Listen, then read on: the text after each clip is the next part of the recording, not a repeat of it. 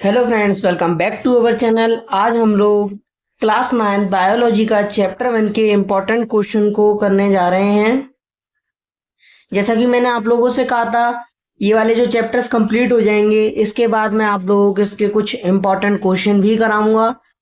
ये मेरा first part होने वाला है इम्पोर्टेंट क्वेश्चन के लिए। चैप्टर फर्स्ट, चैप्टर का नेम है the fundamental unit of life. इसका पहला क्वेश्चन है, why are lysosomes called suicide bag? यानी लाइसोसोम्स को हम सुसाइड बैग क्यों कहते हैं? इसका आंसर होगा, lysosomes are known as suicidal bags because they contain powerful digestive hydrolytic enzyme that very cell they inhabit.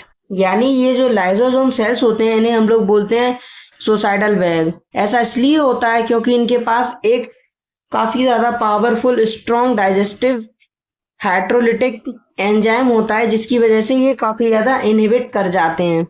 When the cell gets damaged, lysosomes may burst and the enzymes digest their own cell. Therefore lysosomes are also known as the suicide bag.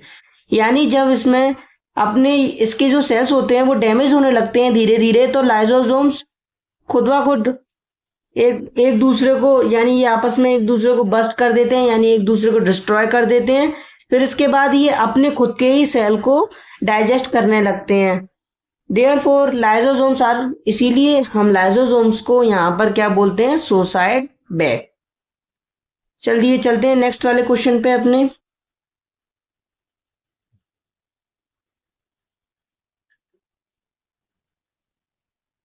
Detailed structure showing the nuclear envelope, nucleus and chromatin. यानी इस question में ये बताया जा रहा है, detailed structure showing the nuclear envelope, nucleus and chromatin. यानी आपको एक स्ट्रक्चर बनाना है, उसके थ्रू हमको ये समझाना है कि उसमें न्यूक्लियर एनवलप कहाँ होता है, न्यूक्लियस कहाँ होता है और क्रोमेटिन कहाँ होता है। तो इसमें हम लोग एक सिंपली डायग्राम ड्रॉ करेंगे न्यूक्लियस का। तो हमको ये वाला डायग्राम यहाँ पर ड्रॉ कर लेना है, फिर हमको ये एक एक करके बताना है इसके पार्ट्स को हम लोग क्या क्या कहते हैं। इस वाले पोर्शन को हम लोग कहते हैं न्यूक्लियर पोर, और यहाँ पर इसका पूरा नाम है न्यूक्लियर पोर प्रोटीन कॉम्प्लेक्स। यानी ये न्यूक्लियर का वो वाला हिस्सा होता है जिसमें ये प्रोटीन कॉम्प्लेक्स को अपने अंदर कंटेन करता है, यानी रखता है। फिर यहाँ पर आपको एक स्मॉल पॉइंट दिखाई देगा, इसी को हम लोग क्या बोलते हैं? न्यूक्लियस। फिर इसके बाद जो हमारे पास ये थ्रेड लाइक कुछ स्ट्रक्चर हैं, यानी ये कुछ देखने में आपको अलग टाइप के स्ट्रक्चर लग रहे होंगे, धागे जैसे लग रहे होंगे, इसी को हम लोग क्या बोलते हैं? क्रोमेटिन।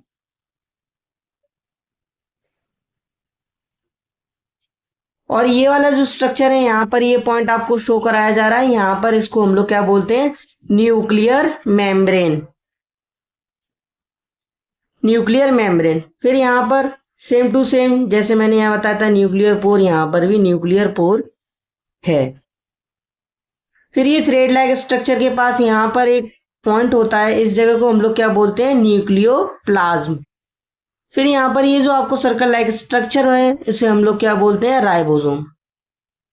और थोड़ा थ्योरी में भी इसको हम लोग एक्सप्लेन करने की कोशिश करेंगे।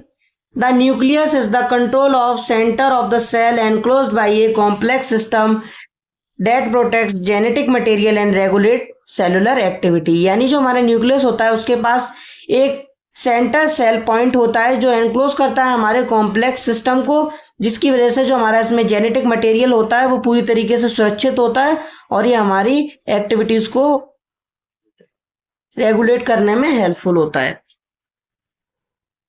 तो इसमें फर्स्ट वन हम लोगों को न्यूक्लियर एनवलप के बारे में बताना है थोड़ा बहुत, या डिफाइन हम इसके बारे में बता सकते हैं। न्यूक्लियर एनवलप को हम लोग, दूसरा नेम है इसका the boundary. The nuclear envelope is A double membrane structure that separates the nucleus from the cytoplasm. यानी ये एक ऐसा स्ट्रक्चर होता है जो डेवलप करता है हमारा डबल मेम्ब्रेन स्ट्रक्चर, यानी ये मेम्ब्रेन में डबल स्ट्रक्चर बनाता है मेम्ब्रेन का न्यूक्लियर एनवलप में, और ये एक सेल को दूसरे सेल से न्यूक्लियस को अलग रखने में हेल्पफुल होता है साइटोप्लाज्म में। यानी न्यूक्लियस और सेल मेम्ब्रेन के बीच में जो जगह बचती है इन दोनों के बीच में, उसी जगह को हम लोग क्या बोलते हैं, साइटोप्लाज्म। आउटर मेम्ब्रेन में क्या डिफाइन होगी हमारे पास, continuous with the rough endoplasmic reticulum and often studded with ribosome. यानी ये कंटिन्यूअस रफ एंडोप्लाज्मिक रेक्टिकुलम होता है जिसमें हमारा राइबोसोम्स मूव ऑन करते हैं। अब इनर मेम्ब्रेन के बारे में बात की जाए तो उसकी डिफाइन होगी, lined by the nuclear lamina a protein meshwork that provides structural support. यानी इसमें एक लाइन होती है न्यूक्लियर लेमिना की जो हमारा प्रोटीन और मैशवर्क और हमारे इसको स्ट्रक्चर सपोर्ट देती है। यानी ये इसको प्रोटीन देती है, स्ट्रक्चर सपोर्ट देती है और भी इसकी जो भी नीड्स होती हैं उसको कंप्लीट करती है। Nuclear pores, large protein complex, इसमें काफी ज्यादा बड़ा प्रोटीन कॉम्प्लेक्स होता है, इसी को हम लोग बोलते हैं न्यूक्लियर पोर कॉम्प्लेक्स, जो मैंने आपको पीछे वाले डायग्राम में बताया था। Nuclear pore complex, protein complex that act as gate keepers controlling the passage of RNA and protein. यानी इसमें जो हमारे पास ये न्यूक्लियर पोर कॉम्प्लेक्सेस हैं ये एक्ट करते हैं गेट कीपर की तरह, जो कि हमारे आरएनए को उसमें पास होने नहीं देते हैं। यानी ये आरएनए का आना जाना कंट्रोल करते हैं और प्रोटीन का। न्यूक्लियस, द राइबोसोम फैक्ट्री, यानी न्यूक्लियस का दूसरा नाम भी होता है न्यूक्लियोलस, इसे हम लोग बोलते हैं द राइबोसोम फैक्ट्री। द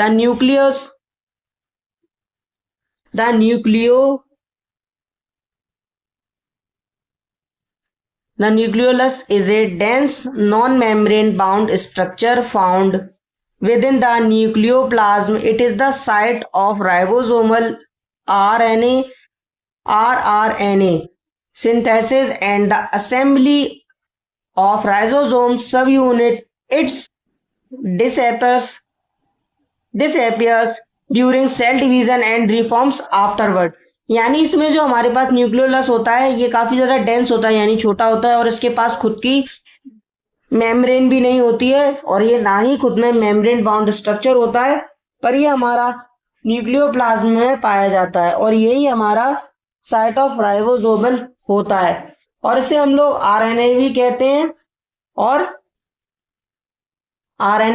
हैं और इसकी जो दूसरा नेम होता है इसे हम लोग ब्रैकेट में लिख सकते हैं, अगर आप लोग लिखना चाहे तो उसे बोलते हैं rRNA। इसमें सिंथेसिस होता है हमारा राइबोसोम्स की सब यूनिट का और ये डिसएपियर्स करते हैं हमारे सेल्स को जब ये डिवीजन कर रहे होते हैं और इसके बाद ये आगे की तरफ बढ़ जाते हैं। बात करें हमारे नेक्स्ट पॉइंट की तो क्रोमेटिन, द जेनेटिक ब्लूप्रिंट। इसमें ये बताया जा रहा है जो हमारा क्रोमेटिन होता है उसकी डिफाइन के बारे में। Chromatin consist of DNA wrapped around histone proteins, it exist in two functional form. यानी क्रोमेटिन में आपके पास डीएनए के दो धागे होते हैं, इसी को हम लोग क्या बोलते हैं, हिस्टोन प्रोटीन्स, और ये हमारे फंक्शनल फॉर्म में होते हैं, यानी ये हमारे फंक्शनल्स को परफॉर्म करने में मदद करते हैं। First one is euchromatin, less condense light areas where DNA is actively being transcribed into RNA। यानी ये काफी ज्यादा कंडेंस होते हैं और इनमें लाइट होती है और ये हमारे डीएनए के उस एरिया में काम करते हैं जहां पर डीएनए हमारा एक्टिवली वर्क करता है और ये ट्रांसक्राइब होते हैं आरएनए में। Heterochromatin, highly condensed dark colour में होते हैं ये। एरियाज कंटेनिंग इनएक्टिव, यानी ये उस एरिया में पाए जाते हैं जहां पे हमारा डीएनए इनएक्टिव होता है। Often found near the nuclear membrane, यानी ये न्यूक्लियर एनवेलप के पास पाए जाते हैं। Nucleoplasm, the semi fluid matrix similar to cytoplasm, यानी इसमें जो बताया जा रहा है सेमी फ्लूइड मैट्रिक्स को आप लोग समझ सकते हैं साइटोप्लाज्म की ही तरह होता है। साइटोप्लाज्म किस किस के बीच में आता है, सेल और सेल मेम्ब्रेन के बीच में आने वाली जगह को क्या बोलते हैं, cytoplasm. That surrounds the nucleus nucleolus and chromatin, providing a medium for the suspension of nuclear components and the transport of material। यानी ये क्रोमेटिन को बनाता है न्यूक्लियोलस के में, और ये हमें एक मीडियम प्रोवाइड करता है हमारे सस्पेंशन ऑफ न्यूक्लियर कंपोनेंट, यानी जो न्यूक्लियर से हमें चीजें मिलती हैं उनके ट्रांसपोर्ट ऑफ मटेरियल में काफी ज्यादा हेल्पफुल होता है। Why often asked the powerhouse of the cell known the inner folds cristae, यानी जो हमें क्वेश्चन पूछा जा रहा है कि सेल को हम क्यों पावर हाउस बताते हैं सेल का, यानी पावर हाउस क्यों बोलते हैं हम सेल का माइटोकॉन्ड्रिया को, इसलिए बोलते हैं क्योंकि इसमें इनर फोल्ड होते हैं जिसे हम लोग क्या बोलते हैं cristae. The cristae are the inner fold of the mitochondrion that maximize the efficiency of energy production, यानी जो इसमें बताया जा रहा है क्रिस्टेई होती है वो हमारे माइटोकॉन्ड्रियन में, यानी माइटोकॉन्ड्रियन होता है उसके अंदर एक फोल्ड टाइप स्ट्रक्चर पाया जाता है, उसके अंदर वो हमारा मैक्सिमाइज करता है एफिशिएंसी ऑफ एनर्जी को, यानी हमारी एनर्जी की क्षमता को उसकी को एक हद तक मेंटेन करके रखता है और हमारी एनर्जी को बनाने में भी मदद करता है। They are essential to its reputation as the power house of the cell, यानी ये काफी ज्यादा जरूरी होता है और इसकी खुद की एक पोजीशन होती है हमारे पूरे वर्क फंक्शन में, इसीलिए हम लोग इसको क्या नेम देते हैं power house of the cell, यानी यही हमारे घर का कोऑर्डिनेटर है सेल में। Because they provide a massive surface area for chemical reactions to occur, यानी यही एक ऐसी जगह होती है जो हमारे काफी ज्यादा जगह देती है हमारे केमिकल रिएक्शंस के लिए, जिससे कि हमारी केमिकल रिएक्शन हो सके। Difference between prokaryote and eukaryote cell, the main difference is that eukaryote cell have a membrane bound nucleus, यानी एक सबसे ज्यादा इंपॉर्टेंट और अहम डिफरेंस होता है दोनों के बीच में, यानी यूकैरियोट सेल के पास मेम्ब्रेन बाउंड न्यूक्लियस होता है, specialised organelles whereas prokaryote do not, यानी इनके पास बाउंड मेम्ब्रेन न्यूक्लियस भी होता है और स्पेशलाइज्ड ऑर्गेनेलीज भी होती हैं, जबकि प्रोकैरियोट्स के पास दोनों में से कुछ भी नहीं होता है। Difference between prokaryotic and eukaryotic cell, यानी इसमें आपको डिफरेंस बताना है प्रोकैरियोट और यूकैरियोट सेल के बीच में। तो इस डिफरेंस के बारे में जान लेते हैं। आपको ये स्ट्रक्चर दिख रहा होगा, इस स्ट्रक्चर में जो ये वाला पार्ट है इसे हम लोग क्या बोलते हैं गोल्जी एपरेटस, यानी इसे बोलते हैं गोल्जी एपरेटस। और ये वाला स्ट्रक्चर आपको दिख रहा होगा इसे हम लोग बोलते हैं इस डायग्राम में एंडोप्लाज्मिक रेटिकुलम, इसे हम लोग शॉर्ट में क्या बोलते हैं ER। आपने बुक में पढ़ा होगा जब मैंने चैप्टर ये वाला कराया था तो उसमें लिखा था सिंपली ER, तो आप लोग इसे शॉर्ट में ER भी लिख सकते हैं।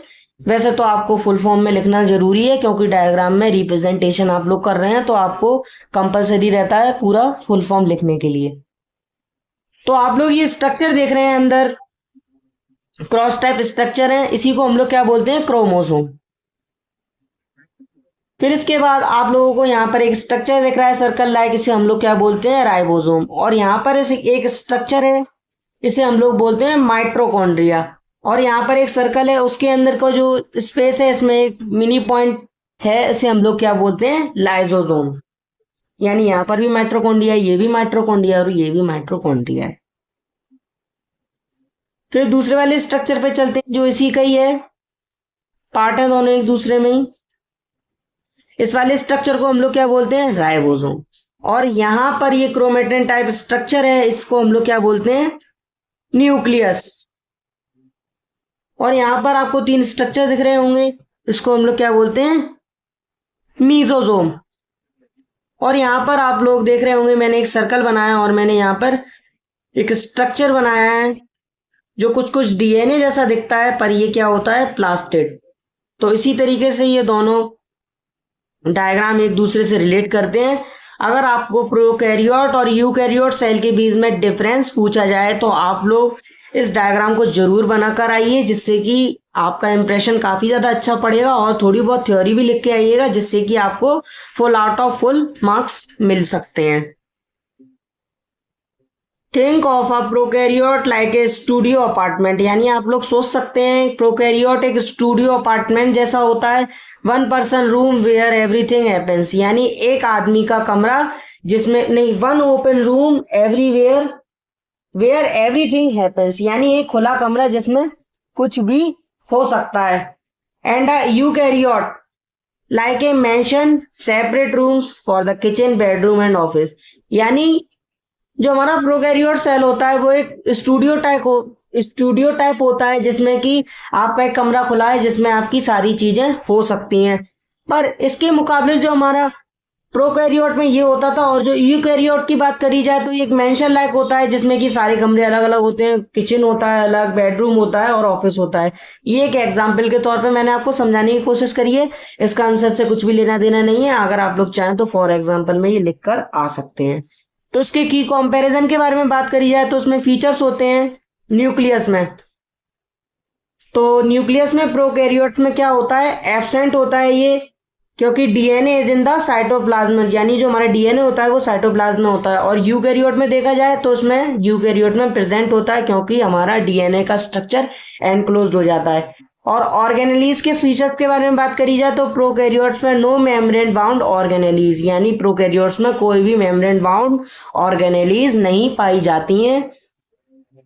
यूकैरियोट्स में has mitochondria, ER, Golgi etcetera, यानी इसमें माइटोकॉन्ड्रिया होता है, और ईआर का मतलब मैंने आपको पीछे बताया था, एंडोप्लाज्मिक रेटिकुलम, और गोल्जी आप लोग समझ सकते हैं गोल्जी एपरेटस पूरा नेम है, यहाँ पे जगह नहीं थी इसीलिए मैंने शॉर्ट में लिखा है गोल्जी। डीएनए स्ट्रक्चर के फीचर्स के बारे में बात करें तो प्रोकैरियोट में ये सर्कुलर होता है, जबकि यूकैरियोट में ये लीनियर होता है और क्रोमोसोम भी बोलते हैं इसको। और अगर इसके साइज की फीचर के बारे में बात करी जाए तो ये स्मॉल होता है, 0.1 से लेकर 0.1 टू 5.0 माइक्रोमीटर इसका साइज होता है प्रोकैरियोट में, जबकि यूकैरियोट में ये बड़ा होता है साइज में, जहां 10 से लेकर 100 माइक्रोमीटर तक देखने को मिल सकता है। अब कॉम्प्लेक्सिटी के फीचर्स के बारे में जान लें तो ये यूनिसेलुलर होती हैं केवल और प्रोकैरियोट में, जबकि यूकैरियोट में ये मोस्टली मल्टीसेलुलर होती हैं और इसमें कुछ कुछ यूनिसेलुलर भी आपको देखने को मिल सकती हैं, जबकि प्रोकैरियोट में केवल यूनिसेलुलर ही मिलती हैं। एग्जाम्पल्स में bacteria, archaea, plant animal, fungi, protist. Eukaryote में प्लांट एनिमल फंगाई प्रोटिस्ट और प्रोकैरियोट्स में बैक्टीरिया और आर्केई। अब इसके कोर फंक्शंस के बारे में बात कर लेते हैं। कोर फंक्शंस डिफरेंस में क्या क्या होता है, रिप्रोडक्शन इसमें कैसा होता है। Prokaryotes usually divide through binary fusion, यानी प्रोकैरियोट्स में ये लोग एक दूसरे को डिवाइड करते हैं, इसमें होता है बाइनरी फ्यूजन। सिंपल स्प्लिटिंग, यानी ये सिंपल स्प्लिटिंग होती है, यानी ये फैलते हैं एक सिंपल वे में। While eukaryotes use mitosis and meiosis complex DNA sorting, यानी यूकैरियोट्स में ये माइटोसिस और मियोसिस होती है जिसमें कॉम्प्लेक्स डीएनए शॉर्टिंग होती है, जिसकी वजह से इनमें प्रोडक्शन होता है, यानी रिप्रोडक्शन दोनों का अलग अलग है। राइबोसोम में क्या होता है, both have them for making proteins but prokaryote ribosome are smallest 17s compare to eukaryotes 118s, यानी ये जो राइबोसोम होते हैं वो स्मॉलर होते हैं जिनका साइज होता है 70s, यूकैरियोट के कंपैरिजन में ये होते हैं 80s, यानी यूकैरियोट में होते हैं 80s, प्रोकैरियोट में होते हैं स्मॉलर साइज में वो होते हैं 70s। सेल वॉल में इसमें क्या डिफरेंस बताया गया है कोर फंक्शन में। Most prokaryotes have a chemically complex cell wall, यानी आपके ज्यादातर प्रोकैरियोट्स के पास केमिकली कॉम्प्लेक्स सेल वॉल होती है जिसका नाम है peptidoglycan in bacteria. Cell wall को हम लोग बोलते हैं peptidoglycan in bacteria, peptidoglycan in bacteria बोलते हैं इसे हम लोग। In eukaryote cell walls are only found in plants and fungi, यानी जबकि प्रोकैरियोट्स में ये कॉम्प्लेक्स सेल वॉल पाई जाती हैं जब, और इसका नाम है पेप्टिग्लोलाइकेन इन बैक्टीरिया में पाई जाती हैं, जबकि यूकैरियोट्स में कोई सेल वॉल नहीं होती है, और होती भी है तो केवल प्लांट और फंगाई में पाई जाती हैं, और ये केमिकली सिंपलर होता है। थैंक यू फ्रेंड्स, अगर आपको मेरे ये इंपॉर्टेंट क्वेश्चन अच्छे लगे हो तो प्लीज लाइक कमेंट जरूर करिएगा। Thank you.